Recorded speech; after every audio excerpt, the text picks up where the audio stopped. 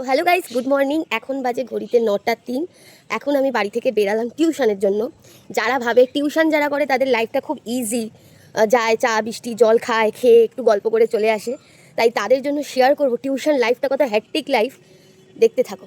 High করে দে। High, তোমার নাম বলে দাও। আমার নাম অস্মিতা সাউ। তোকে আমি কি বলে ডাকি বলে দে। টিয়া। কোশ্চেন আনসার চেক করতে করতে আমার পরপর 3টে টিউশন কমপ্লিট হয়ে গেল। দেন চলে গেছিলাম আঁকাতে গিয়ে ওকে আঁকা দিয়ে কারেকশন করে যখন নাচছি দেখলাম হঠাৎ করে আমাকে দেখে নাচ দেখাতে শুরু করে দিল, জানি না কেন। দেন রিক্সা ধরে সোজা চলে এলাম বাড়িতে। দেন এসে একটু সেলফ কেয়ার করে নিলাম। সেলফ কেয়ার করতে গিয়ে তো আমি নাজেহাল হয়ে গেছি। 24 ক্যারেট গোল্ডের জিনিস মাখা মানে একটা বিশাল ব্যাপার। 24 ক্যারেট সোনার যা দাম, যাই হোক আমার বোন এটা আমার চোখে থুবে থুবে থুবে থুবে লাগিয়ে দিল। দেন এটা আমাকে বললো 5 থেকে 10 মিনিট ওয়েট করতে হবে, নাহলে নাকি গ্লো আসবে না। গ্লো আনার জন্য আমি কিছুক্ষণ অপেক্ষা করলাম। দেন খাওয়া দাওয়া করে সোজা বিকালবেলা বেরিয়ে পড়লাম টিউশনে। তখন বাজে 5টা 15। বাই দাবে সবাই ভালো, কেউ বাজে না। চলে গেলাম অদ্রিজার বাড়িতে। অদ্রিজাকে পড়িয়ে সোজা চলে গেলাম এই কনফিউশন ম্যানের বাড়িতে। সবসময় ও কনফিউশন থাকে, লেখা দিলেই অস্থির অস্থির করতে থাকে।